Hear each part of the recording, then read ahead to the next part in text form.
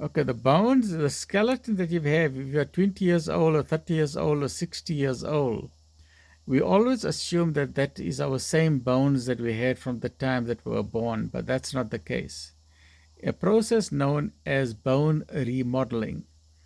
Bone keeps on breaking and reforming itself on a continuous basis. This ongoing process involves two main types of cells known as the osteoclasts, which break down old bone, and the osteoblasts, which build new bone. While bone cells are constantly being replaced through a process called remodeling, the entire skeleton, listen to this, the entire skeleton isn't replaced every day, but the entire skeleton is gradually replaced over 10 years.